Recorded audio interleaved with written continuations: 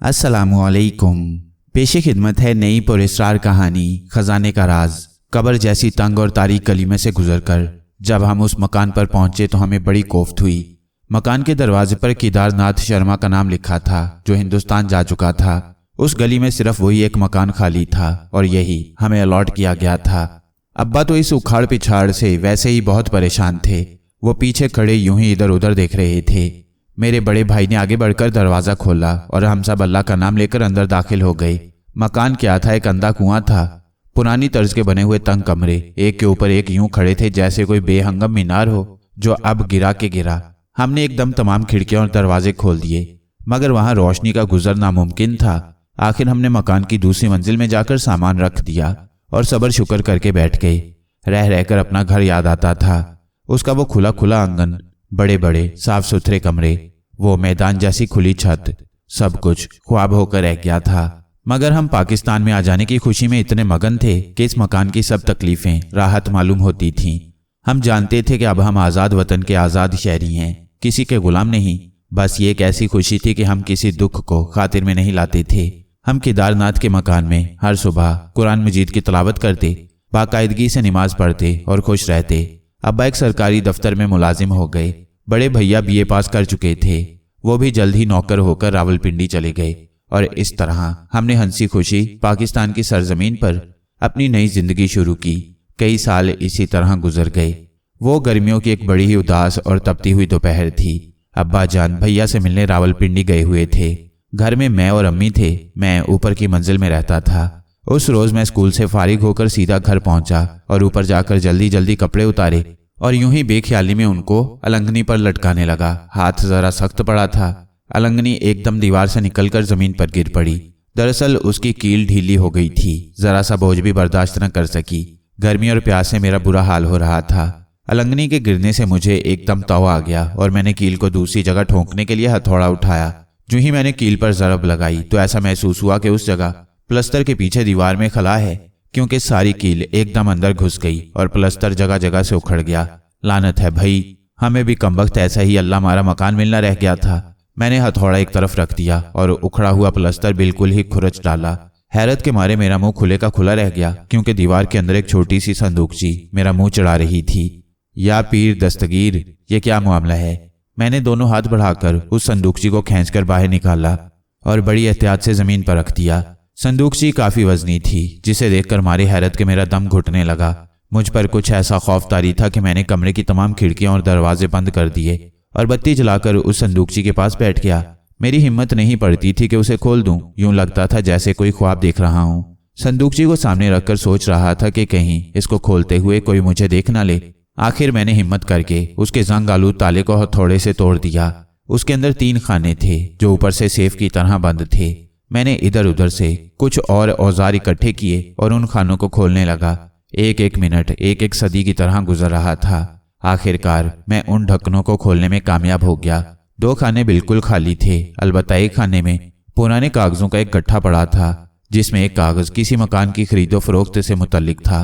कुछ रसीदें थीं और एक बड़ा ही पुराना नक्शा, जिसको मैंने खोलकर फर्श पर फैलाया। मालूम हुआ कि वो किसी पुराने किले और आसपास फैले हुए जंगल का नक्शा है। मैंने जरा गौर से देखा तो जगह जगह निशान नजर आए, जिससे किसी खास मुकाम की तरफ जाने का रास्ता बताया गया था। किले के ऊपर बहुत ही धुंधले हरूफ में किला बुस्तान का नाम लिखा हुआ था और उसके इर्द गिर्द गोल दायरों में और भी कई जगहों के नाम लिखे थे। नक्शे के साथ एक और कागज भी था, जिस पर 4 आदमियों के दस्तखत थे और पुरानी तर्ज की उर्दू में मुंदरजा झैल इबारतें लिखी हुई थीं। मैंने उस मनहूस गांव जोधपुर के आसपास के खौफनाक जंगल में 7 साल खाक छानी, मगर मेरे दादा गुलाब चंद का वो खजाना ना मिल सका जिसकी खातिर उसने अपनी जिंदगी तबाह कर ली थी।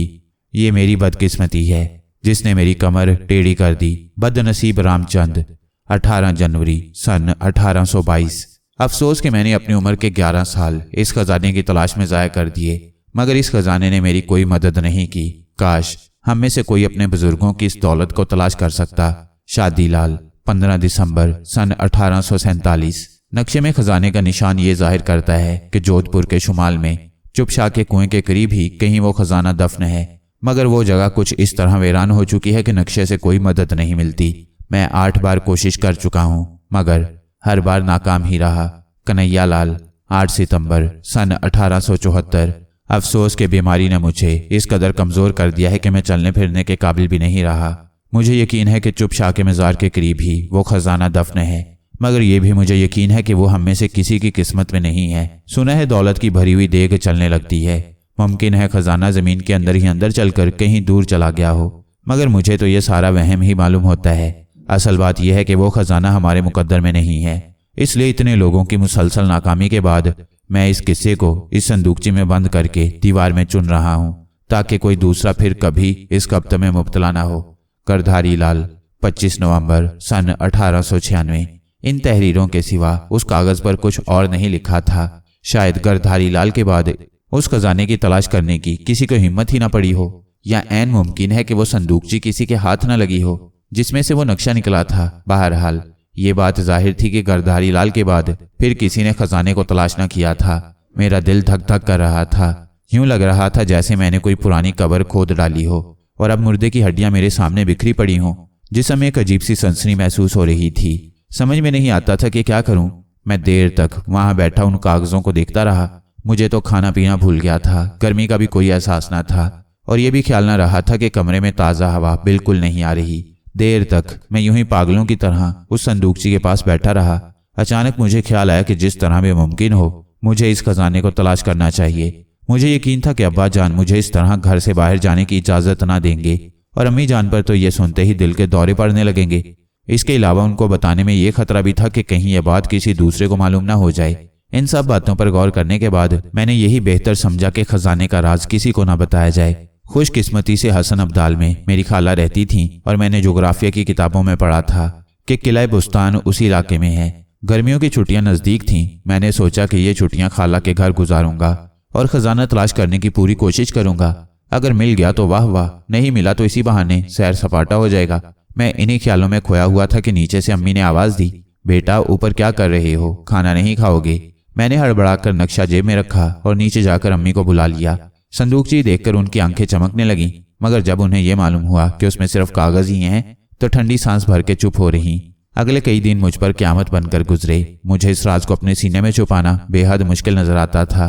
जी चाहता था कि दोस्तों के सामने बुलंद आवाज से अपनी इस मुहिम का सारा हाल बयान कर दूं और उन्हें कहूं कि देखो का मकलो, एक हम हैं कि खजाना दरियाफ्त करके घर में दौलत की रेल पेल कर देंगे, और एक तुम हो कि हर रोज माँ बाप से पैसे मांगते रहते हो। खुदा जानता है कि इस राज को अपने सीने में बंद रखने के लिए मुझे जबरदस्त जिद्दोजहद करना पड़ी। अब्बा जान रावलपिंडी से वापस आए तो मैंने उन्हें बताया कि संदूकची किस तरह दीवार से निकली। उसके अंदर से जो कागजात बरामद हुए थे वो भी मैंने दिखा दिए, मगर वो नक्शा मैंने छुपाए रखा, क्योंकि मुझे यकीन था कि अब्बा जान को अगर मेरे इरादों का इल्म हो गया तो वो मुझे हसन अब्दाल ना जाने देंगे। चूंकि उस संदूकची में से कोई कारामद शय ना निकली थी, इसलिए अब्बा जान ने कोई तवज्जो ना दी और मामला रफा दफा हो गया।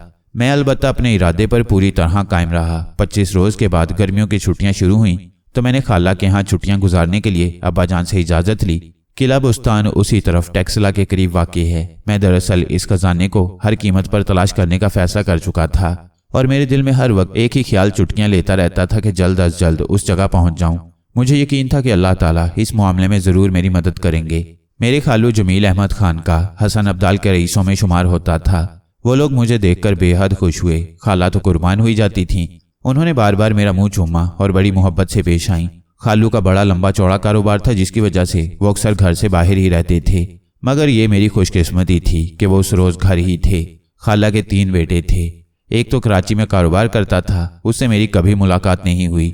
दूसरे का नाम इशरत था, वो मेरा हम उम्र था। वो तो मुझे देखकर बेहद खुश हुआ। बड़ा ही हंसमुख लड़का था। वो एकदम मेरा गहरा दोस्त बन गया। उसकी सेहत बड़ी अच्छी थी और अपनी उम्र से काफ़ी बड़ा नजर आता था। चौथे रोज़ मैंने इशरत को अपनी आमद का मकसद बताया तो वो खुशी से उछल पड़ा। बोला, मैं इस मुहिम में तुम्हारा साथ दूंगा, कहो तो मैं अब्बा जान का पिस्तौल भी साथ ले चलूं। अरे नहीं भाई, पिस्तौल की क्या ज़रूरत है, हम किसी से लड़ने थोड़ा ही जा रहे हैं, बस चंद एक ज़रूरी चीज़ें साथ ले चलते हैं। तुम फिक्र ना करो, वहाँ जोधपुर में मेरा एक दोस्त रहता है जिसका नाम शहजाद है। आजकल उसकी भी छुट्टियाँ होंगी, उसे भी हम इस मुहिम में शामिल कर लेंगे और उसी के घर रहेंगे।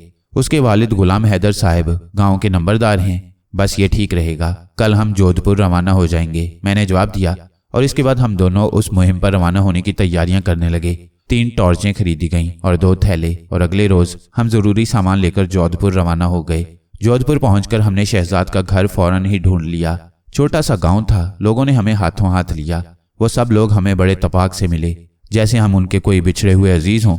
सबसे ज्यादा खुशी शहजाद को ही।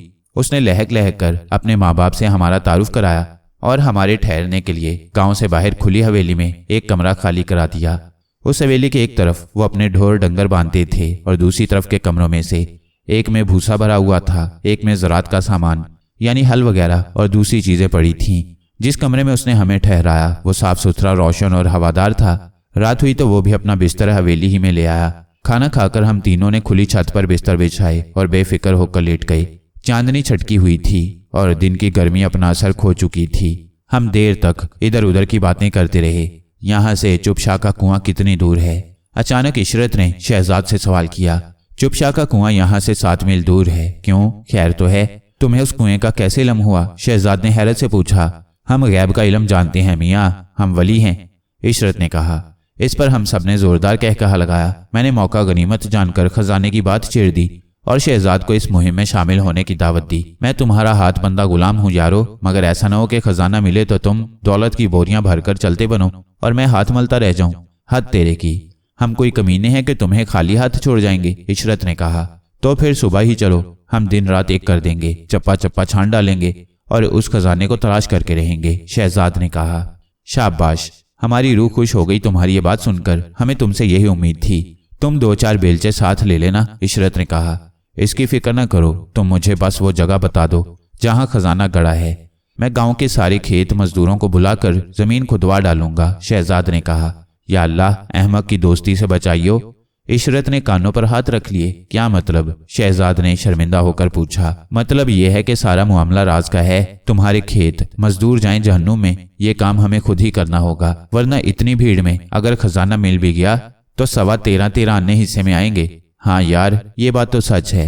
फिर तो हम अकेले ही ये सब कुछ करेंगे, किसी को नहीं बताएंगे। दूसरे दिन सुबह को शहजाद ने हमें अपनी भैंस का ताज़ा मक्खन नाश्ते में दिया, जो इतना लजीज था कि शहर में हम उसका तस्वुर भी नहीं कर सकते थे।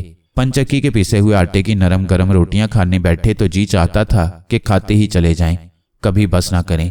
गांव की खामोश फिजा में यूं मालूम होता था जैसे हम जन्नत के किसी खूबसूरत गोशे में आ गए हैं। किसान दूर दूर तक खेतों में फैल गए थे। वो जमीन के सीने से उसकी छुपी हुई दौलत निकालने में मसरूफ थे। शहर की गर्दो गुबार से अटी हुई पुरशोर जिंदगी से बहुत दूर जोधपुर की साफ सुथरी हवाओं में हम अपने अंदर एक नई तरोताजगी महसूस कर रहे थे। 8 बजे के करीब हम तीनों दोस्त तैयार होकर खजाने का खोज लगाने के लिए घर से रवाना हो गए।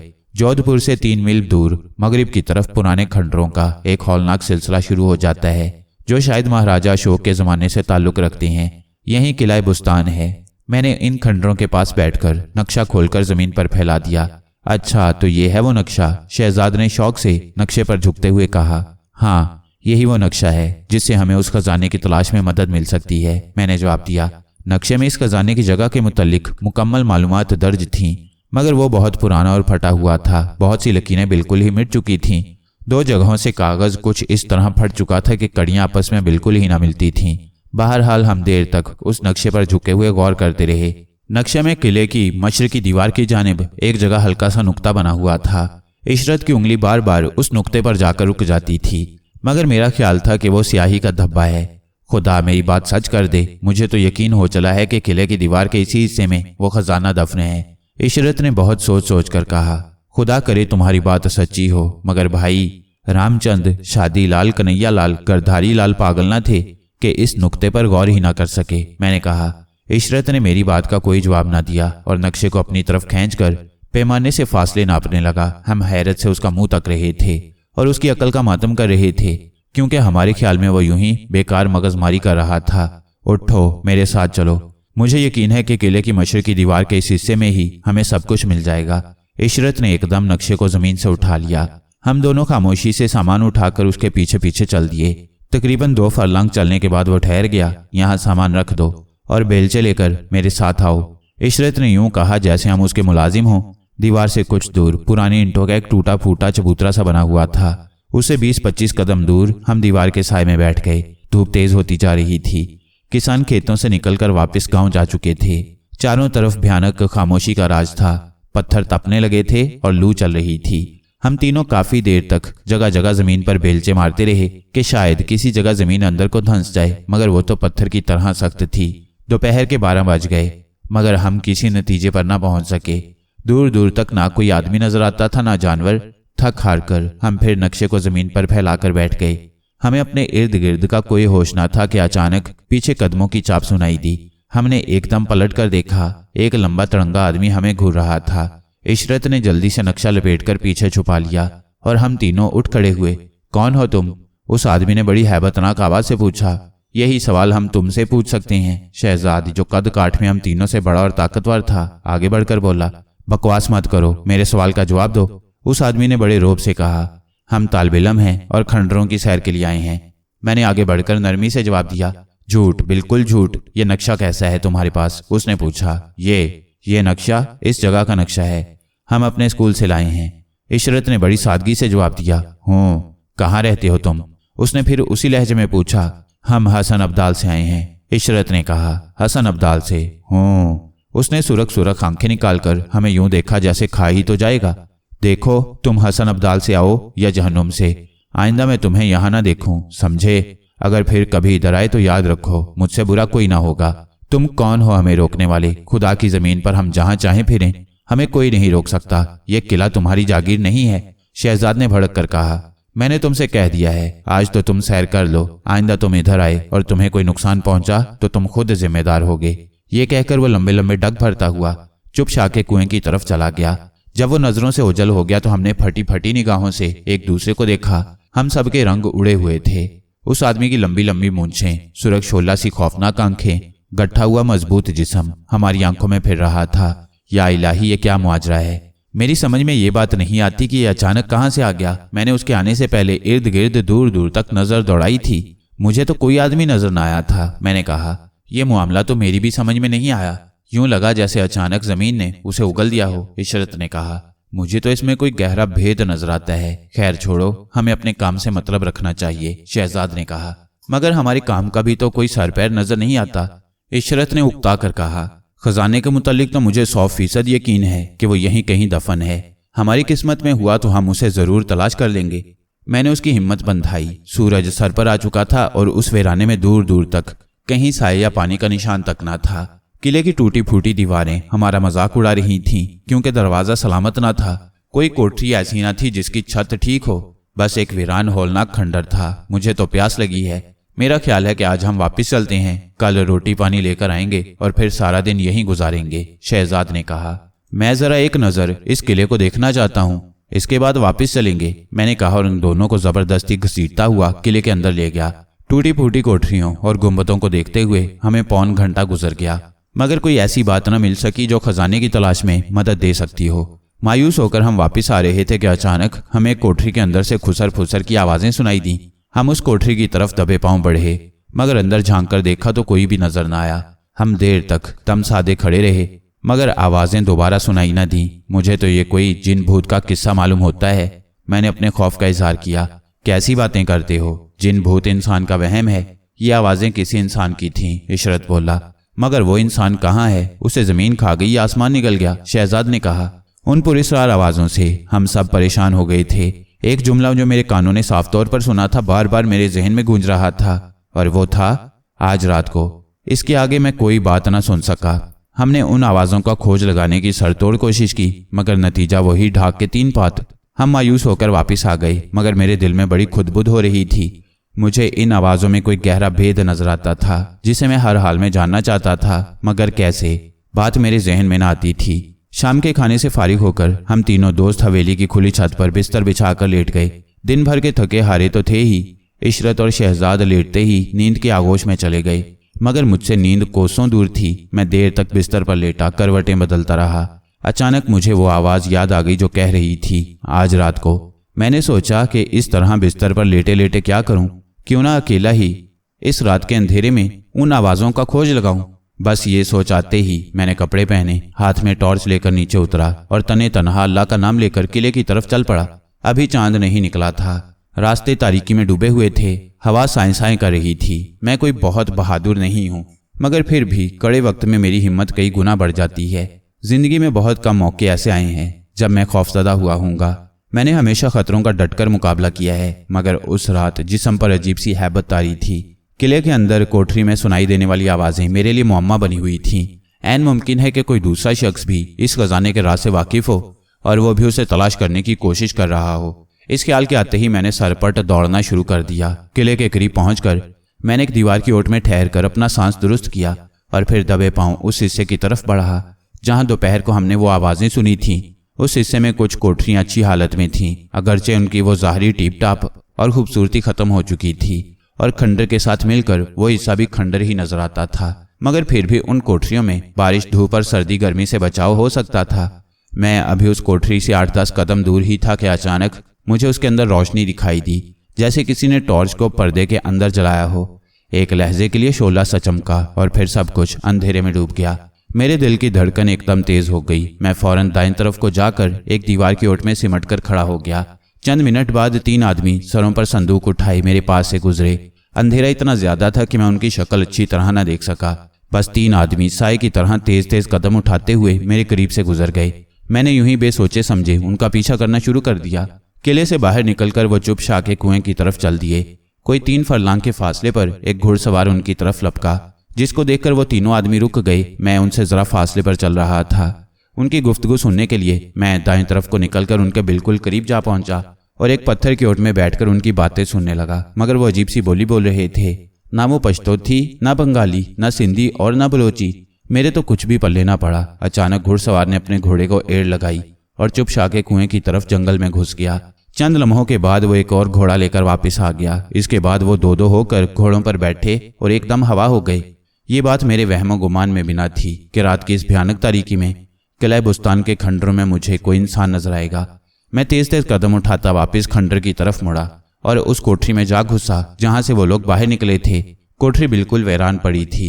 उसका फर्श पुरानी तर्ज की ईंटों का बना हुआ था।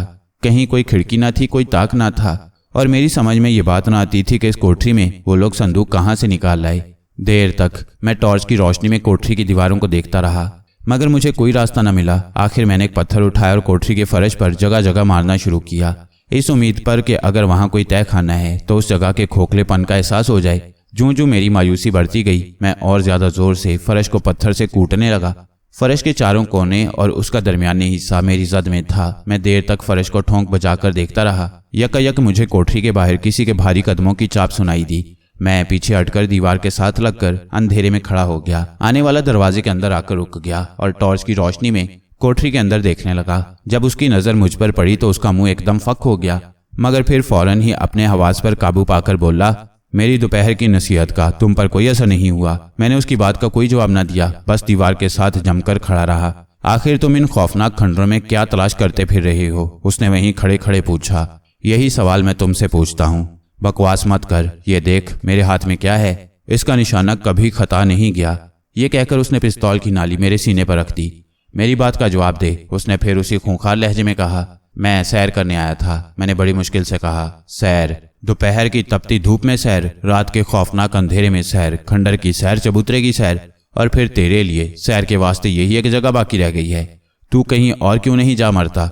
मुझे यही जगह अच्छी लगती है, मैंने आहिस्तगी से कहा। यह सब बकवास है, तू मुझे धोखा दे रहा है।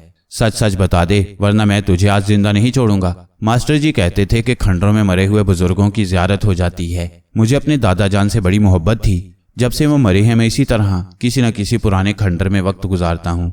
मुझे उम्मीद है कि वो एक न एक दिन मुझे यहाँ जरूर मिलेंगे। मैंने खूब मिर्च मसाला लगाकर उसको बेवकूफ़ बनाने की कोशिश की। लानत है तेरे मास्टर जी और तेरे दादाजी पर कि उन्होंने तुझे इन खंडरों में मौत ढूंढने के लिए भेज दिया है। कान खोल के सुन ले, अगर तू आज के बाद फिर इधर आया तो याद रख, मैं तुझे जिंदा नहीं छोड़ूंगा। चल भाग यहाँ से। पत्थर मार मार कर नींद हराम कर दी, उसने चीख कर कहा, और मैं वहां से सर पर पांव रखकर ऐसा भागा कि हवेली की छत पर पहुंचकर ही दम लिया। वो रात मैंने बिस्तर पर करवटें बदल बदल कर काट दी। मेरे दोनों दोस्त गहरी नींद के मजे लूट रहे थे और मेरी आंखों से नींद कोसों दूर थी। रह रहकर मुझे उस मूजी का ख्याल आता था जिसने 2 बार मुझे जलील किया था। खुदा ने मेरी जान बचा ली थी, वरना पिस्तौल की नाली तो उसने मेरे सीने पर रखी दी थी। रह रहकर मुझे उसका वो फिक्रा याद आता था। पत्थर मार मार कर नींद हराम कर दी। या पीर दस्तगीर, ये क्या मुअम्मा है? यकीनन उस कोठरी के नीचे कोई तहखाना है और यह शख्स उस तहखाने के अंदर था। ज्यों-ज्यों मैं इस मामले पर गौर करता गया, मेरा जहन उलझनों में फंसता गया। रात भर में इसी सोच विचार में डूबा रहा और सुबह उठकर अपने साथियों को रात की मुहिम का माजरा सुनाया तो वह हैरत ज़दा रह गए। यार अशरफ, तू तो कोई बहुत बड़ा जासूस नजर आता है। इस कोठरी के नीचे जरूर कोई तहखाना है। इशरत ने बड़े जोश से कहा। हम आज रात फिर इस किले में जाएंगे और उस तहखाने का खोज लगाने की कोशिश करेंगे, शहजाद ने कहा। मगर हम तो खजाने का खोज लगाने आए हैं, इशरत बोला। जब तक हम इन बदमाशों को ठिकाने नहीं लगाएंगे खजाना हमारे हाथ नहीं आएगा, शहजाद ने कहा। मगर मुझे उस तहखाने के अंदर जाने का रास्ता मालूम नहीं, मैंने कहा। वो भी मालूम हो जाएगा, बस इस काम को खामोशी से करते जाओ, किसी को कानो कान खबर ना होनी चाहिए, शहजाद ने जवाब दिया। सारा दिन हम गांव की चौपाल में बरगद की ठंडी छांव तले बैठे कैरम खेलते रहे। आसमान पर बादल छाए हुए थे और गर्मी कम हो गई थी। मुझे उस माहौल में रहने का बहुत लुत्फ आ रहा था। मगर जब खजाने का ख्याल आता तो तबीयत बेचैन हो जाती और तवज्जो उस तरफ लग जाती। मैं हर कीमत पर वो खजाना हासिल करना चाहता था, मगर अभी तक उम्मीद की कोई किरण नजर न आई थी। शाम हुई तो हम खाना खाकर इत्मीनान से तैयार हुए और आहिस्ता आहिस्ता किले की तरफ चलने लगे। आसमान पर बादल छाए हुए थे और बारिश का इम्कान था। रात बेहद तारीक थी, इतनी तारीक के रास्ता सुझाई न देता था। मुझे यकीन हो चला था कि खजाने के सिलसिले में हमें उस तहखाने से जरूर कुछ मदद मिलेगी और उस रात हम हर खतरे का मुकाबला करने के लिए पूरी तरह तैयार होकर घर से निकले थे।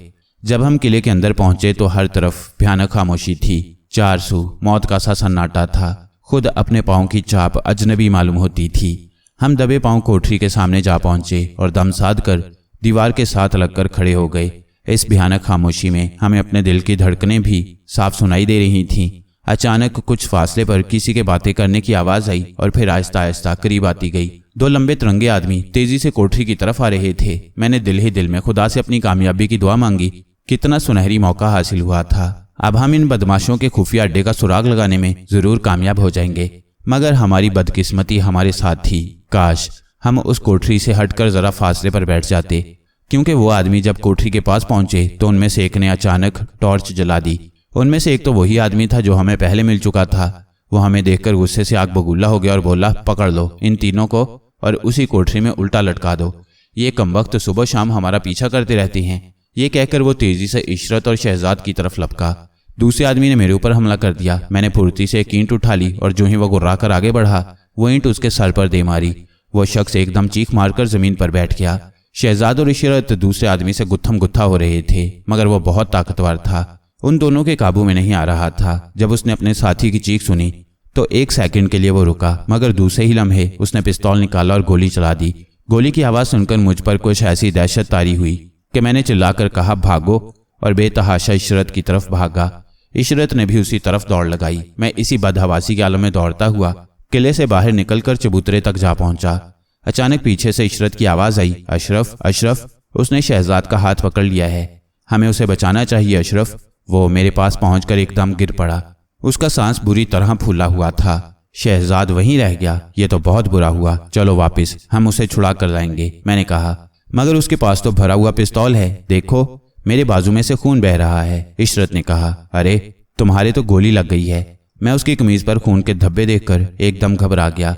मेरी फिक्र न करो, गोली छूकर गुजर गई थी, शहजाद को बचाने की फिक्र करो, इशरत बोला।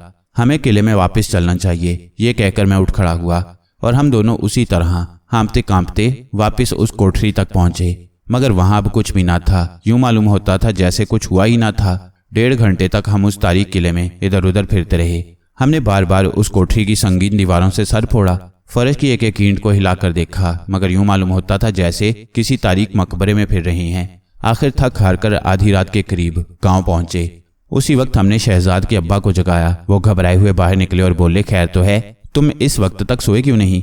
जब हमने उन्हें सारा माजरा सुनाया तो वो सर पीट कर रह गए। बोले, कमबख्तो, तुम आखिर रात के वक्त उस मनहूस जगह गए ही क्यों थे? वहां तो दिन को भी कोई नहीं जाता। तुमने मेरे लाल को मौत के मुंह में फंसा दिया और खुद भाग गए। तुम उसके साथ ही क्यों न मर गए? ये कहकर वो जोर जोर से बैन करने लगा। हम खामोश खड़े उनकी लानत मुलामत सुनते रहे। जब उन्हें महसूस हुआ कि हम पर नाराज होने से कोई फायदा नहीं तो वह चुप हो गए। शहजाद की मां को तो गश पर गश आ रहे थे। इशरत के बाजू पर गोली का जख्म देखकर उन्हें यकीन हो गया था कि उनका बेटा कत्ल हो जाएगा। देखते ही देखते सारा गांव इकट्ठा हो गया और वो सब लाठियां, कुल्हाड़ियां, कसियां लेकर हमारे साथ किले की तरफ हो लिए। 20-25 लालटनें साथ थीं। ऐसा मालूम होता था जैसे हम किसी दुश्मन पर हमला करने जा रही हैं।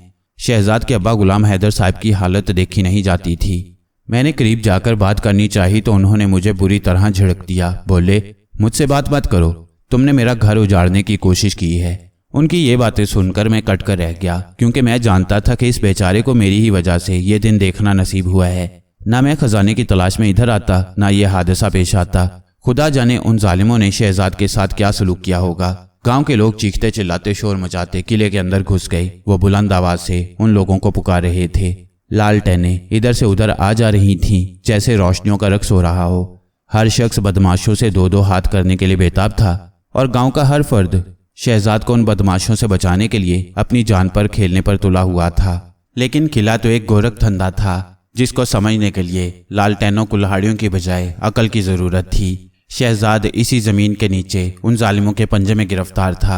हमें जमीन के अंदर जाने का कोई रास्ता नजर न आता था। इस कोठरी के फर्श को उखाड़ डालो, इसकी एक एक ईंट अलग कर दो। गुलाम हैदर की गम में डूबी हुई आवाज किले में गूंजी और उसके इस हुक्म के साथ ही किले के फर्श के टुकड़े उड़ने लगे। देखते ही देखते देहातियों ने फर्श को 2 फुट गहरा खोद डाला और नीचे खोदो और नीचे खोदो। गुलाम हैदर ने उन्हें ललकारा और जमीन 2 फुट और गहरी हो गई, मगर तय खाने का कोई सुराग न मिला। कोठरी में 4 फुट गहरा गड्ढा खुद चुका था। मैं कोने में खड़ा उन लोगों को फटी फटी निगाहों से देख रहा था, जिनके लिए दिन भर की कड़ी मेहनत और मुशक्कत के बाद रात आराम का पैगाम लेकर आई थी, मगर वो बजाय आराम करने के इस वीरान खंडर के अंदर हलकान हो रहे थे। गुलाम हैदर गम के पहाड़ तले दबे जा रहे थे। शहजाद के मिलने में जितनी देर हो रही थी उतना ही उनका खौफ बढ़ता जा रहा था। मेरे दिल में भी बुरे बुरे ख्यालात उभर रहे थे, मगर कुछ समझ में न आता था। मुझे यकीन था कि इस कोठरी के नीचे तय खाने में हमें वो बदमाश मिल जाएंगे, मगर वहां कोई तय खाना ही ना था। मेरे तमाम अंदाजे गलत साबित हो चुके थे। पौ फटे तक हम उस कब्रिस्तान में शहजाद को पुकारते रहे। जगह जगह से हमने जमीन को खोद डाला, मगर नतीजा वही ढाक के 3 पात, कुछ भी हासिल ना हुआ। हमें पुलिस को इतला देनी चाहिए। शहजाद के चचा गुलाम कादिर ने कहा। तो जाते क्यों नहीं? यहाँ खड़े खड़े मेरा मुंह क्यों तक रहे हो? गुलाम हैदर ने अपने भाई को डांटते हुए कहा। थाना वहां से 2 मील दूर था। गुलाम कादिर उसी वक्त घोड़ी पर सवार होकर गया और सुबह सूरज निकलने से पहले पुलिस को लेकर किले में पहुंच गया। हम सब वहां बैठे उसका इंतजार कर रहे थे। थानेदार ने आते ही मुझसे इस वाकये की तफसील पूछी और जब वो सारी बात सुन चुका तो उसे भी मुझ पर बेहद तैश आया। उसके चेहरे से जाहिर होता था कि उसे हमारी ये आवारागर्दी पसंद न आई थी, लेकिन आदमी जरा समझदार था। उसने सोचा कि मरते को क्या मारे। मैं पहले ही कुछ कम परेशान न था। अगर थानेदार मुझे लानत मुलामत करता तो यकीनन मैं रो पड़ता। थानेदार बहुत ही काबिल शख्स था और इस मामले में गहरी दिलचस्पी ले रहा था। उसने इधर उधर घूम फिर कर जब किले के उस खंडर को खूब अच्छी तरह देख लिया तो मुझे एक तरफ ले गया और बोला, तुम कहते हो कि चंद दिन पहले दोपहर को भी तुम्हारी उस शख्स से मुठभेड़ हुई थी? जी हाँ, वो जगह किले से बाहर है, मैंने जवाब दिया। हूँ। थानेदार ने मेरे चेहरे की तरफ गौर से देखा और कुछ सोचते हुए बोला, घबराओ मत, इसमें तुम्हारा कोई कसूर नहीं। लड़के होते ही मन चले हैं। अब जरा तुम मुझे वो जगह दिखाओ जहां तुम्हें वो आदमी मिला था। उसकी इन बातों से मेरी कुछ ढारस बंधी और मैं उसे लेकर किले से बाहर आ गया। यह है वो जगह, मैंने उसे बताया। ये उसकी आदत थी। जब किसी बात को वो ज़हन नशीन करना चाहता था तो एक लंबी हूँ कहता था। तुम बड़े अच्छे लड़के हो। अच्छा ये बताओ कि वो आदमी किस तरफ से तुम्हारे पास आया था? वो बोला, जी वो तो हमें उस वक्त ही नजर आया जब वो ऐन हमारे सर पर आ पहुंचा था। मैंने घबराकर जवाब दिया। घबराओ मत बेटे, जरा सोचकर बताओ कि जब तुमने उसे देखा तो उस वक्त उसकी पीठ किस तरफ थी? उसने पूछा। जी वो उसकी पीठ उस चबूतरे की तरफ थी, वो जो सामने नजर आ रहा है। मैंने इशारा करके उसे समझाया। ठीक, ये चबूतरा, ठीक, मेरे साथ आओ। उसने चबूतरे की तरफ गौर से देखकर कहा। वो चबूतरे के आसपास फैले हुए कदमों के निशानात को गौर से देखता हुआ 10 कदम शुमाल की तरफ चला और फिर रुक गया और जोर जोर से जमीन पर पांव मारने लगा, मगर वो किसी नतीजे पर न पहुंच सका। आखिर वो मायूस होकर मेरे करीब आकर रुक गया। उसकी नजरें बार बार उस चबूतरे का जायजा लेने लगीं। चबूतरा जमीन से 5-6 फुट ऊंचा था और उसके गिर्द संगमरमर की सिलें लगी हुई थीं। उसने हाथ बढ़ाकर बाईं तरफ की एक सिल में, जिसके दरमियान में गोल सुराख बने हुए थे, उंगली डाल दी, मगर फिर फौरन ही बाहर खींच ली। उसने अपनी छड़ी को उस सुराख में डाला, मगर कोई नतीजा बरामद ना हुआ। मैं उसे हैरत से देख रहा था। एक पत्थर उठा कर लाओ, उसने मेरी तरफ देखे बगैर कहा। मैं भागकर एक पत्थर उठा लाया, जिसे उसने जरा देर के लिए अपने हाथों में तोला और फिर धम से उस संगमरमर की सिल पर दे मारा। सिल एकदम यूं टूटी जैसे शीशे की बनी हुई हो। उसके पीछे एक ताकचा सा बना हुआ था जिसमें कई बटन से लगे हुए थे।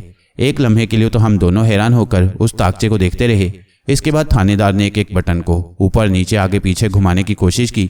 ऐसा मालूम होता था जैसे उन बटनों के सुराखों में चाबी लगती हो। थानेदार की जेब में मुख्तलिफ किस्म की चाबियों का एक गुच्छा था। एक एक करके उसने सबको आजमाना शुरू किया। चौथी चाबी काम कर गई और वो ताकचा जो 2 फुट चौड़ा और 3 फुट लंबा था, एक दरवाजे की तरह दाएं बाएं खुल गया।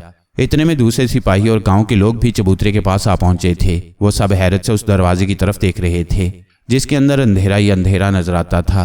पहले मुझे इसके अंदर जाने दें। गुलाम हैदर भीड़ को चीरते हुए आगे बढ़े। नहीं नहीं, आप लोग बाहर ठहरें और पीछे हट जाएं। संगबाज खान और अफसर अली, तुम दोनों मेरे साथ आओ। अहमद बेग और सरदार यहाँ दरवाजे पर रहें। थानेदार ने 2 सिपाहियों को साथ लिया और अंदर जाने लगा। मैं भी आपके साथ चलूंगा, मैंने कहा। हाँ, तुम आ सकते हो, मगर मेरे पीछे पीछे रहो, थानेदार ने मेरी तरफ देखकर मुस्कुराते हुए कहा। उसने टॉर्च जलाई और अंदर चला गया।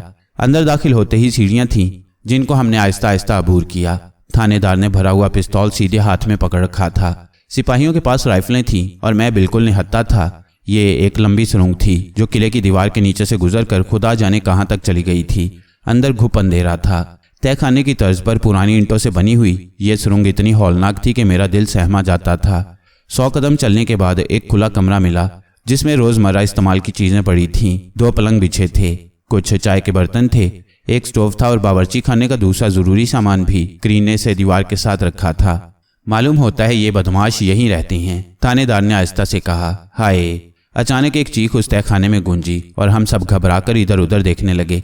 एक पलंग के नीचे बहुत सा काठ कबाड़ पड़ा था। हमने जल्दी से उस पलंग को पीछे खींचा तो ये देखकर हैरान रह गए कि शहजाद रस्सियों में जकड़ा हुआ औंधे मुंह पड़ा था। हमने जल्दी जल्दी उसे उठाकर पलंग पर लेटाया और उसकी रस्सियां खोली। वो बहुत निढाल था। उसमें इतनी सख्त न थी कि वो ऊंची आवाज से बात भी कर सके। थानेदार साहब, उन्होंने मुझे बहुत मारा है, उसने रुंधी हुई आवाज में कहा। फिक्र मत करो बेटे, हम उन्हें पूरी पूरी सजा देंगे, मगर वो हैं कहाँ? थानेदार ने उसके सर पर शफकत से हाथ फेर कर कहा। वो रात ही यहाँ से चले गए थे। उनमें से एक आदमी का सर लहूलुहान हो रहा था। उसे अशरफ ने ईंट मार दी थी। शहजाद ने मरी हुई आवाज में कहा। वो रात ही यहाँ से चले गए थे। थानेदार आहिस्ता से बुड़बुड़ाया और फिर जोर से बोला। अस्कर अली, लड़के को कंधे पर उठाओ और बाहर ले जाओ। वो शहजाद को उठाकर बाहर ले गया। उसके बाद हम देर तक उस कमरे की तलाशी लेते रहे, मगर वहां कोई काम की चीज न मिली। अचानक मेरे जहन में ख्याल आया और मैं तेजी से बाहर की तरफ भागा। सब लोग बारी बारी शहजाद से गले मिल रहे थे।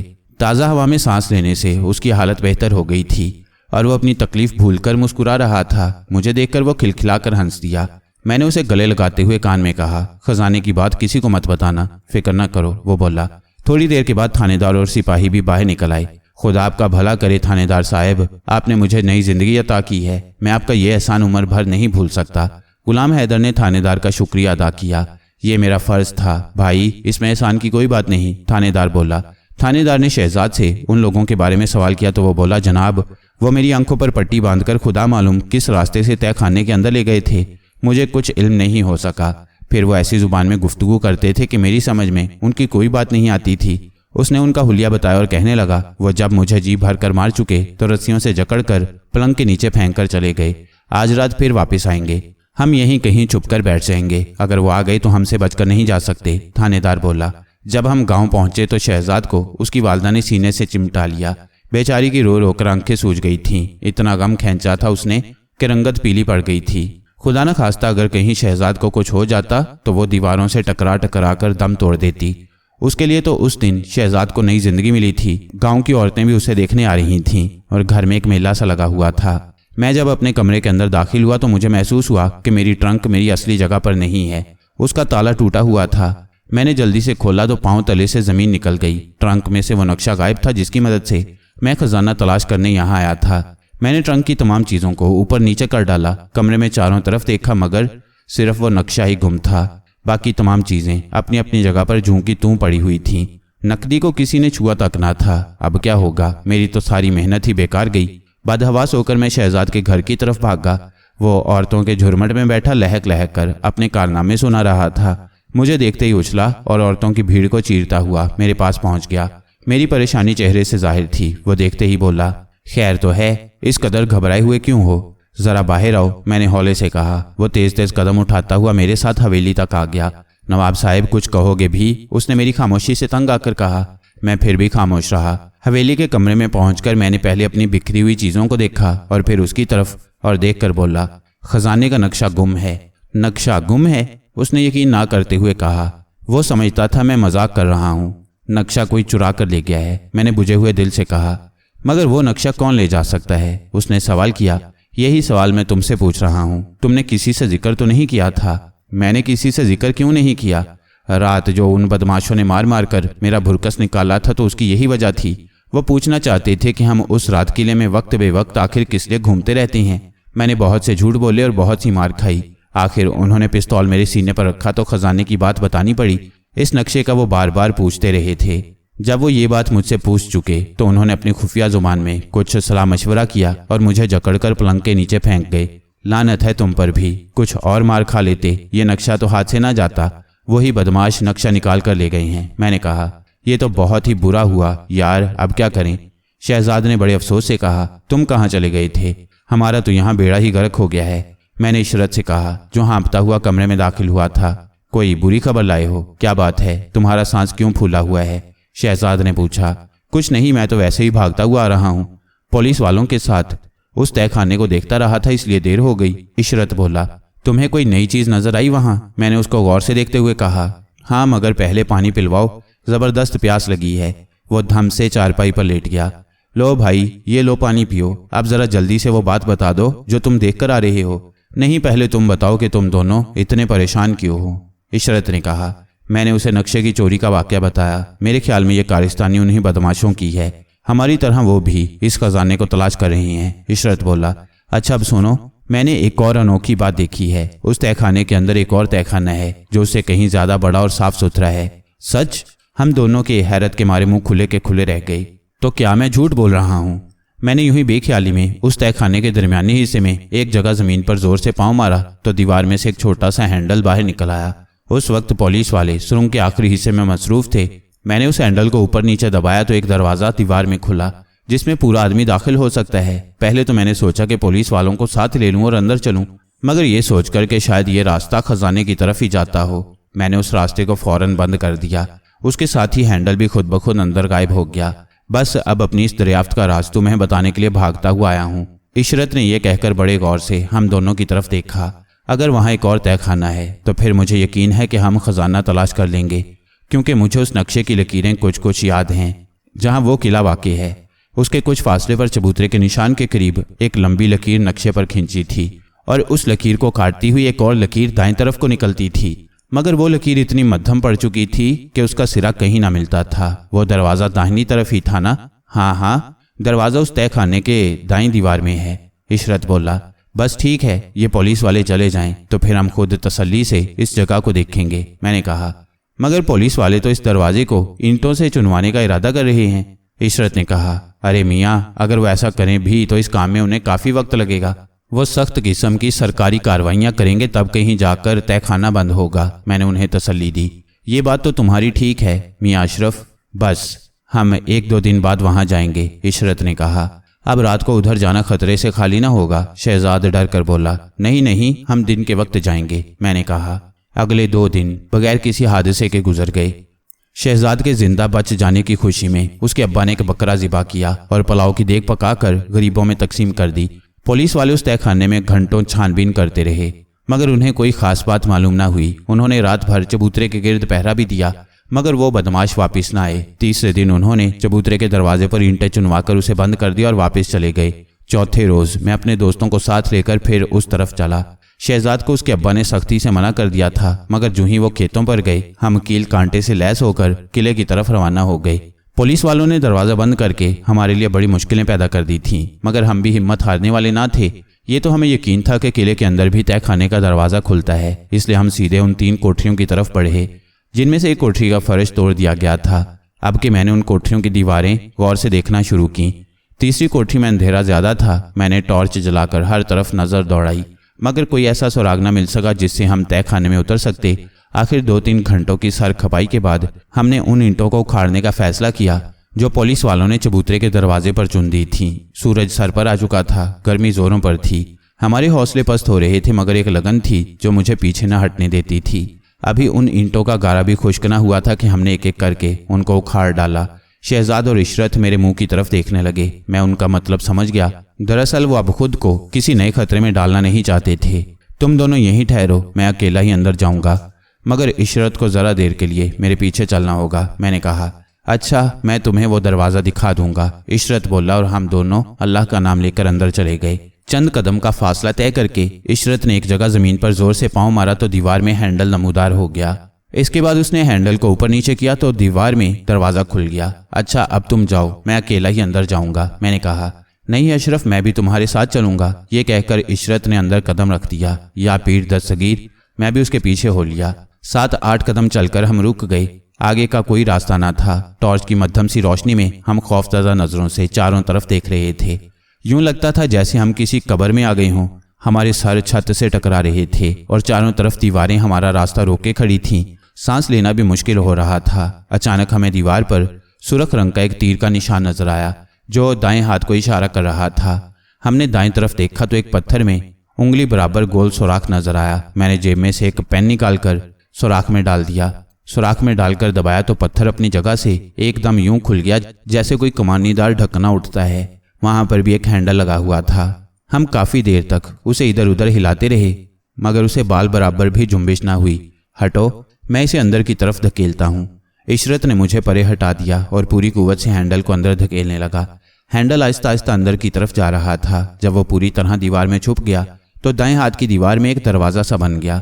हमने टॉर्च की रोशनी में अंदर देखा तो एक संदूक नजर आया जो लकड़ी का बना हुआ था और 6-7 फुट लंबा और 2 फुट चौड़ा होगा। उसमें कुफल पड़ा था। मैं हाथ बढ़ाकर उसे खींचने लगा तो महसूस हुआ कि वो अकेले आदमी से उठने का नहीं। हम दोनों ने उसे उठाया और हाँपते कांपते बड़ी मुश्किल से खींच कर बड़े तहखाने में ले आए। चबूतरे का दरवाज़ा सामने नजर आ रहा था। यहाँ शहजाद खड़ा पहरा दे रहा था। अशरफ, मेरा ख्याल है शहजाद को भी अंदर बुला लें, इशरत ने कहा। हाँ बुला लो, ये तो बहुत वजनी है, मैंने कहा। इशरत भागकर बाहर आ गया और शहजाद को साथ लेकर फौरन ही अंदर आ गया। अरे, ये इतना बड़ा संदूक कहाँ से निकल आया? शहजाद ने हैरान होकर पूछा। बस देखते जाओ, कुदरत क्या रंग दिखाती है। अब जरा इस कुफल के तोड़ने का बंदोबस्त करो। कुछ ईंट पत्थर लाओ, जल्दी करो, मैंने उन्हें हुक्म दिया।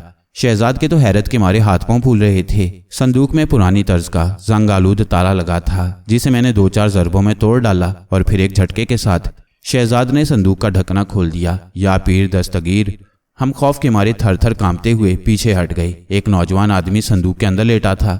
थोड़ी देर तक हम दूर खड़े उसे टॉर्च की रोशनी में देखते रहे और जब यकीन हो गया कि वो कोई लाश है तो आहिस्ता आहिस्ता उसके करीब पहुंचे और हाथ लगाकर उसे गौर से देखने लगे। वो किसी बदनसीब नौजवान की हनूतशुदा लाश थी। अरे, यह डब्बा कैसा है? इशरत ने लाश के सरहाने की तरफ हाथ बढ़ाकर देखा और वहां से आबनूस का एक खूबसूरत छोटा सा डिब्बा निकाला जिस पर बड़े ही हसीन नक्शो निगार बने हुए थे। डब्बा चारों तरफ से बंद था। भाई, ये क्या मुअम्मा है? मेरी समझ में तो कुछ नहीं आता, इशरत बोला। लाओ, इसे मैं खोलता हूँ। रोशनी जरा इधर करो। शहजाद ने डब्बा इशरत के हाथ से ले लिया। अरे, ये तो चारों तरफ से बंद है, शहजाद ने डब्बे को जमीन पर रखते हुए कहा और जेब में से चाकू निकालकर उसका फल डब्बे के पहलू में ठोंकने लगा। शाबाश, इसे कहते हैं अक्लमंदी, मैंने खुश होकर कहा। डिब्बा आहिस्ता आहिस्ता खुल रहा था और जैसे ही वो खुला मैंने एकदम उसके अंदर हाथ डाल दिया। डिब्बे की तह में एक कागज पड़ा था। मैंने उसे बड़ी एहतियात से बाहर निकाला और आहिस्ता आहिस्ता खोलकर जमीन पर बिछा दिया। रोशनी आगे लाओ, मैंने कहा। ये लीजिए जनाब, इशरत बोला। मैं आहिस्ता आहिस्ता अटक कर कागज पर लिखा हुआ मजमून पढ़ने लगा। जिस खजाने का पता इस नक्शे में बताया गया है वो मेरे बाप पुरुषोत्तम दास ने जमीन में दफन कर दिया था। वो मुझे मिल सकता था मगर अफसोस कि मेरा एक दोस्त गुलाब चंद इस नक्शे का दूसरा हिस्सा चुरा कर ले गया। मैंने मुल्क का कोना कोना छान मारा मगर गुलाब चंद कहीं नजर न आया। मुझे यकीन है कि वो भी इस खजाने को कभी तलाश न कर सकेगा क्योंकि इस नक्शे का फायदा उसी वक्त हो सकता है जब इसके दोनों हिस्से सामने हों। गुलाब चंद आस्तीन का सांप साबित हुआ। इस खजाने को तलाश करते करते मर जाएं मगर वो उन्हें कभी ना मिले। मैंने इस खजाने की तलाश में अपनी जिंदगी बर्बाद कर ली और अब मायूस होकर खाली हाथ इस दुनिया से जा रहा हूँ। मैंने अपने भाई को हदायत कर दी है कि वो उस मनहूस खजाने की तलाश करने की कोशिश न करे और मेरी लाश को हनूत करके कहीं दफन कर दे ताकि मेरे खानदान वाले इससे इबरत हासिल कर सकें। बदनसीब राजगोपाल, 22 फरवरी सन 1812। ओफ, कितनी दर्दनाक तहरीर है ये। तुम बोल रहे थे तो यूं लगता है जैसे ये लाश फरियाद कर रही है, इशरत ने उदास होकर कहा। मगर अब क्या होगा? मेरा ख्याल है कि हमें लाश के मुतालिक पुलिस को इतला देनी चाहिए, शहजाद ने कहा। ठीक है, लेकिन हम इस नक्शे के बारे में किसी को नहीं बताएंगे, इशरत ने कहा। हरगिज नहीं, अगर इसका पहला हिस्सा भी हमें मिल जाए तो फिर हमारे लिए खजाने का खोज लगा लेना कुछ मुश्किल ना होगा, मैंने कहा। मैंने उस नक्शे को एहतियात से लपेटकर जेब में रखा और ताबूत को बंद करके हम सब तहखाने से दबे पांव निकल आए। तपती हुई सुनसान दोपहर थी। सूरज की तपिश ने हर शख्स को निढाल कर रखा था। हम चिलचिलाती धूप में तेज तेज कदम उठाते हुए सीधे जोधपुर पहुंचे। गांव की गलियों में भी मुकम्मल खामोशी तारी थी। बड़े बूढ़े बाहर बरगद के नीचे चारपाइयां डालकर ऊँग रहे थे। हमने हवेली में जाकर 6-6, 7-7 गिलास पानी पिया। इसके बाद शहजाद ने अपने एक नौकर को भेजकर घर से खाना मंगवाया। जब हम खा पी कर फारिग हुए और कुछ जान में जान आई तो इशरत बोला, अब क्या इरादे हैं? जरा दिन ढले तो हम सीधे थाने जाएंगे, मैंने कहा। उसी दिन 3 बजे के करीब हम थाने जा पहुंचे। सईद खान थानेदार हमें देखकर बेहद खुश हुआ। उसने हमें अपने कमरे में बिठाया और हमारे लिए चाय मंगवाई। चाय के बाद हमने उसे लाश वाला किस्सा सुनाया तो वो हैरान होकर हमारा मुंह तकने लगा, जैसे हम अलिफ लैला की कोई दास्तान सुना रहे हों। उसी वक्त उसने एक सिपाही को तांगे लाने का हुक्म दिया और तैयार होकर हमारे साथ हो लिया। जब हम थाने से बाहर निकलने लगे तो ड्योढ़ी में से गुजरते हुए अचानक मेरी नज़र एक बड़े से बोर्ड पर पड़ी जिस पर उस इलाके के बदमाशों की तस्वीरें लगी हुई थीं। बड़े हैबतनाक और खौफनाक किस्म के लोग थे वो। उनमें से कोई नकबजान था, कोई रस्सागीर, कोई जेब कुतरा, कोई ठग, कोई स्मगलर तो कोई डाकू। मैं एक एक चेहरे को गौर से देखता रहा। अचानक मेरी नज़रें एक चेहरे पर टिक सी गईं। मुझे यूं महसूस हुआ जैसे मैंने इस शख्स को जरूर कहीं देखा है, मगर कहाँ, ये मुझे याद नहीं आ रहा था। क्या देख रहे हो? थानेदार ने मुस्कुरा कर पूछा। कुछ नहीं जनाब, यूं ही जरा आपके ग्राहकों को देख रहा था। बेख्याली में मेरे मुंह से ये अल्फाज निकल गए। हालांकि मुझे उसके मर्तबे का ख्याल रखना चाहिए था क्योंकि वो एक पुलिस अफसर था, मगर वो तो बड़ा ही माकूल आदमी था। उसने जरा भर बुरा ना माना, बोला, ठीक ही कहते हो भाई, हमारे ग्राहक यही लोग होते हैं। शरीफ आदमियों से हमें कोई सरोकार नहीं होता। थानेदार साहब, ये आदमी कौन है? मेरा ख्याल है मैंने इसे जरूर कहीं देखा है और बहुत करीब से देखा है। मैंने गौर से उस तस्वीर को देखते हुए कहा, तुम्हारा मतलब है ये मूंछों वाला? इसका नाम तो नीचे लिखा है, गत्ते खान। ये बहुत बड़ा स्मगलर है। सरकार ने इसकी गिरफ्तारी पर 10,000 रुपये इनाम रखा है। थानेदार बोला। 10,000 रुपये? कमाल है। अगर मैं इसे पकड़वा दूं तो? मैंने पूछा। शहजाद और इशरत बाहर निकलकर सड़क पर जा खड़े हुए। जब हमें ड्योढ़ी में खड़े खड़े देर हो गई तो वो भी वापस आ गए। तुम पकड़वा दो तो हम तुम्हें इनाम दिलवा देंगे, मगर बेटे ये तुम्हारे हाथ आने वाली आसामी नहीं है। बहुत छटा हुआ बदमाश है ये गत्ते खान, थानेदार बोला। शहजाद इस अरसे में बोर्ड के बिल्कुल करीब पहुंच चुका था। गत्ते खान का नाम सुनकर वो भी चौंक गया और गौर से उसकी तस्वीर को देखने लगा। अरे ये तो वही बदमाश मालूम होता है जिसने मुझे तहखाने में पीटा था। शहजाद अचानक जोश से बोला। क्या कहा तुमने? तहखाने में गत्ते खान था? तुम्हें यकीन है कि जिस शख्स ने तुम्हें तहखाने में पीटा था वो यही आदमी था? थानेदार ने शहजाद को कंधों से पकड़कर झंझोड़ते हुए कुछ इस तरह सवाल किया कि उस बेचारे का रंग उड़ गया। घबराओ मत बेटे, जरा फिर से सोच कर बताओ कि क्या वो यही आदमी था जिसने तुम्हें तहखाने में देखा था? अचानक थानेदार को अपनी गलती का एहसास हुआ और उसने उसे छोड़कर नरमी से पूछा। मुझे 100% यकीन है जनाब कि यही वो मूजी था जिसे आप गत्ते खान कहते हैं, शहजाद ने कहा। अब मुझे भी यकीन हो चला है कि उस दिन जिन 2 आदमियों से हमारी झड़प हुई थी उनमें से एक यही गत्ते खान था। मैंने शहजाद के बयान की तायीद की। तो ये मामला है, ये कमबख्त मेरे ही इलाके में छुपा हुआ था। थानेदार एकदम गहरी सोच में डूबकर अपने आप से बातें करने लगा। तांगे आ गई हैं जनाब, एक सिपाही ने अंदर आकर अदब से कहा। तांगे आ गई हैं, गत्ते खान भी आ गया है। थानेदार ने जमीन की तरफ देखते हुए कहा। उसकी आंखें यूं ठहरी हुई थी जैसे पत्थरा चुकी हों। दोनों हाथ पीठ पर बंधे थे। गत्ते खान आ गया है, कहाँ है वो? सिपाही का मुंह हैरत के मारे खुले का खुला रह गया। वो दीदे फाड़ फाड़ कर सामने हवालात की तरफ देखने लगा जिसमें 6-7 मुजरिम बंद थे। आया नहीं तो आ जाएगा, थानेदार बोला। मुंशी से कहो कि 4 सिपाहियों को बंदूकें देकर मेरे साथ भेजे। जाओ, हम गत्ते खान को लेने जाएंगे। चंद लम्हों के बाद 4 सिपाही कील कांटे से लैस होकर बाहर आ गए। तांगे तैयार खड़े थे जिनमें सवार होकर हम सीधे किला बुस्तान की तरफ रवाना हो गए। तहखाने के अंदर पहुंचकर मैंने खुद उस ताबूत का ढकना उठाया। थानेदार ने झुककर लाश को देखा। ताबूत का ढकना बंद कर दो और हमें वो जगह दिखाओ जहां से तुमने इसे निकाला है। तुम लोगों ने तो मुझे हैरान कर दिया है। तुम जैसे जासूस तो हमारी CID में भी कहीं ना होंगे। थानेदार के लहजे से साफ मालूम होता था कि ये उसकी जिंदगी का सबसे ज्यादा पुरस्कार और हैरत अंगेज वाकया था। शहजाद ने आगे बढ़कर इस असरार से पर्दा उठा दिया। तहखाने के पहलू में खुलते हुए दरवाजों को देखकर थानेदार हैरत ज़दा रह गया। ताबूत वाली कोठरी में दाखिल होकर उसने चारों तरफ टॉर्च जलाकर बड़े गौर से देखा। दीवार पत्थर की बनी हुई थी। फर्श पर बड़ी बड़ी मुलायम सिलें लगी हुई थीं और कहीं सुई चुभ होने की भी गुंजाइश नहीं थी। हो सकता है कि इस कोठरी में भी कोई इसी किस्म का दरवाज़ा हो। मुझे तो ऐसा लगता है जैसे ये सिलसिला ज़मीन के अंदर ही अंदर दूर तक फैला हुआ है। नहीं जनाब, ऐसा नहीं है। हम अब तक इस जगह के एक एक इंच को टटोल कर देख चुके हैं, मैंने जवाब दिया। खैर, हम ये सारा मामला महकमा आसार कदीमा के सुपुर्द कर देंगे और इस लाश को अजायब घर में भिजवा देंगे। अभी तो हमें उस कत्ते खान की ज़रूरत है जो यहाँ छुपकर हमारी आंखों में धूल झोंकता रहा है। सफ्तर अली, तुम लोग इस ताबूत को उठाकर तांगे में रखवा दो, थानेदार ने एक सिपाही को हुक्म दिया। बहुत अच्छा जनाब, सफ्तर अली ने कहा और हम सब ने मिलकर उस भारी भरकम संदूक को बाहर निकालकर तांगे में लाद दिया। जाते वक्त थानेदार ने हमसे कहा, अगर कोई नई बात मालूम हो या वो बदमाश कत्ते खान कहीं इधर फिरता नजर आए तो मुझे फौरन इतला देना। याद रखो, बदमाश आदमी बुज़दिल होता है, वो ज्यादा देर मुकाबला नहीं कर सकता। अगर तुम उस पर सख्ती से हाथ डालोगे तो वो फौरन शिकस्त मान लेगा, समझे? कभी किसी बदमाश से खौफ ना खाना। अच्छा, खुदा हाफिज।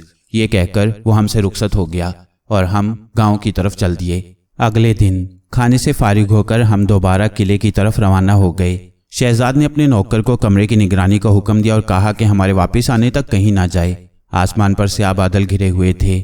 हमारे पास बरसातियां तो थी नहीं। बारिश से बचने के लिए हमने एक बड़ा सा तरपाल ले लिया। किला बुस्तान खामोश और सुनसान पड़ा था। वो ऐसी हौलनाक जगह थी कि लोग दिन के वक्त भी इधर आते डरते थे। हमने एक नज़र उसके अंदर इधर उधर झांका और आगे निकल गए। 12-12 कोस तक कोई आदमी नजर न आता था। जिस तरफ हम जा रहे थे वो इलाका पथरीला और बंजर था। वहाँ सब्जा नाम की कोई शय नहीं उगती थी। जोधपुर से दूसरी तरफ का इलाका अलबत्ता सरसब्ज था और वही ज़मीन उस गांव के लोगों की गुजर औकात का जरिया थी। चलते चलते हम बहुत दूर निकल गए। सुनसान रास्तों पर पैदल सफ़र करना बड़े दिल गुर्दे का काम है। हर आहट पर हमारे कदम उछलकर हलक में आ जाते थे। अरे, हम तो चुप शाह के कुएं तक आ पहुंचे हैं। अचानक शहजाद चीखा, हाँ यार, इसका मतलब ये हुआ कि हम कई मील का सफ़र कर चुके हैं। मैंने कहा। चुप शाह का कुआं सामने नजर आ रहा था। उसके पास ही साईं चुप शाह का मज़ार था। हम कुएं पर पहुंचे तो वहाँ एक आदमी बैठा नजर आया। अस्सलामु अलैकुम। हम तीनों ने उसे सलाम किया। उसके मुंह में हुक्के की नैन थी। हमारा सलाम सुनकर उसने हुक्का एक तरफ रखा और उठ खड़ा हुआ।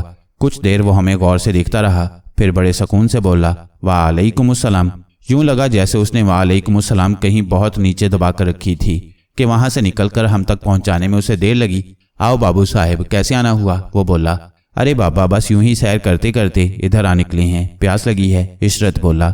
लो बाबू साहेब, मैं अभी आपको पानी पिलाता हूँ। साईं के कुएं का पानी है, जो पिए सो जिए। वो बोला और बढ़कर कुएं से पानी निकालने लगा। और जो ना पिए वो ना जिए। शहजाद ने हंसकर कहा, ये बात ना कहो बाबू, साईं किसी का बुरा नहीं चाहता। उसने डोल कुएं में से खींचा और एक आबखोरा भरकर इशरत को दिया। वो एक हट्टा कट्टा जवान आदमी था। चेहरा दाढ़ी मूंछों से भरा हुआ था और सर पर लंबे लंबे काले बाल थे। उसकी आंखों के सुरख सुरख डोरों से मालूम होता था जैसे वो दिन रात खुदा की इबादत करता है और एक पल को भी नहीं सोता। साईं चुप शाह के मज़ार के साथ ही दाहिने हाथ एक कोठरी थी जिसमें वो खुद रहता था। क्या नाम है आपका? मैंने बड़े अदब से पूछा। मेरा नाम रहमत साईं है, उसने मुस्कुरा कर कहा। हम आहिस्ता आहिस्ता चलते हुए उसकी कोठरी तक जा पहुंचे। आप यहाँ रहते हैं? मैंने पूछा। जी बाबूजी, गरीब की यही झोंपड़ी है, उसने सर झुकाकर जवाब दिया। हम आपके इखलाक से बहुत खुश हुए हैं साईं जी, अल्लाह आपको खुश रखे। इशरत बोला। बाज़-औक़ात वो ऐसे लहजे में बात करता था जैसे हम सबका दादा हो। इखलाक ही तो दुनिया की दौलत है बाबूजी, बाकी सब बेकार है, साईं ने कहा और हमें चारपाई पर बैठने का इशारा किया। इस वक्त मैं क्या खिदमत करूं आपकी? वो फिर बोला। आपसे क्या खिदमत लेना है साईं जी, आप तो अल्लाह वाले लोग हैं। यह हमारी खुशकिस्मती है कि आपसे मुलाकात हो गई, मैंने कहा। उस कोठरी में 2 चारपाइयाँ पड़ी थीं। एक तरफ सफ़ बिछी थी। सफ़ के साथ घड़ौंची पर एक साफ सुथरा मिट्टी का घड़ा रखा था। उसके साथ ही कुछ खाना पकाने के बर्तन पड़े थे। रहमत साईं बहुत सफाई पसंद इंसान था। हम उससे कोठरी में बैठे देर तक बातें करते रहे। उसने हमें बताया कि हर साल चुप शाह के मज़ार पर छोटा सा मेला लगता है जिसमें आसपास के लोग शरीक होते हैं, कवालियाँ होती हैं और कुछ नज़र न्याज बढ़ती है। चढ़ावे भी चढ़ते होंगे, इशरत ने कहा। नहीं बाबूजी, देहाती कभी कभार साईं के नाम पर मुझे 2-2 4-4 आने दे जाते हैं जिनसे तेल का खर्च भी पूरा नहीं होता। मुझे अपना पेट पालने के लिए मेहनत मजदूरी करनी पड़ती है, साईं ने कहा। हम ये बातें कर ही रहे थे कि बिजली के कड़कने की आवाज़ आई और उसके साथ ही मूसलाधार बारिश शुरू हो गई। रहमत साईं ने उठकर हुक्का ताज़ा किया और दरवाजे के करीब बैठकर बारिश का नज़ारा करने लगा। सावन लहक रहा था। बारिश के कतरे खुश्क पथरीली धरती पर मोतियों की तरह बिखरते जा रहे थे। हमारी सारी थकन, सारी कोफ्त ढल सी गई और हम सब यूं हशाश बशाश हो गए जैसे अभी सोकर उठे हैं। अचानक दूर पगडंडी पर हमें एक शख्स साइकिल पर सवार मजार की तरफ आता नजर आया।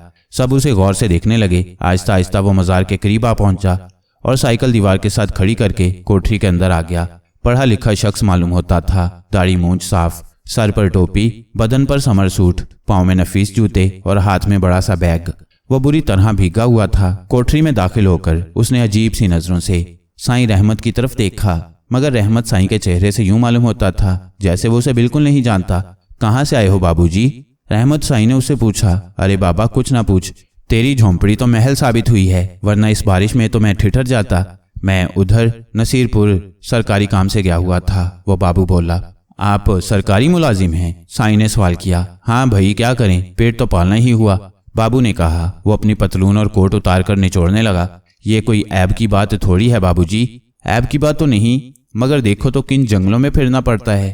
अफसर वहां बैठे हुक्म चलाते हैं कि ये काम हो जाए, मगर उन्हें ये नहीं मालूम होता कि करने में कितनी तकलीफ उठाना पड़ती है। अब मुझे देखो, साइकिल चला चला कर चूर हो गया हूँ। शाम को घर पहुंचकर चारपाई पर यूं लेटूंगा जैसे मुझे मरे हुए 2 महीने हो चुके हों। लानत है ऐसी नौकरी पर भी, वो बोला। उसकी बातों से तो यही जाहिर होता था कि वो साईं रहमत को नहीं जानता, मगर कभी कभी अचानक उन दोनों की निगाहें आपस में कुछ इस तरह से मिलती थीं जैसे वो एक दूसरे को अरसे से जानते हैं। आप लोग कहाँ से आए हैं? अचानक उस बाबू ने हमें मुखातिब करके पूछा। यूं ही जरा सैर करने निकले थे, मैंने जवाब दिया। मौसम तो वाकई सैर का था, अगर ये बारिश ना होती तो हमारी मुलाकात भी ना होती, वो मुस्कुरा कर बोला। इत्तफाक की बात है साहिब कि आप जैसे लोगों का दीदार नसीब हो गया, इशरत ने कहा। कुछ देर तक इधर उधर की गपशप होती रही।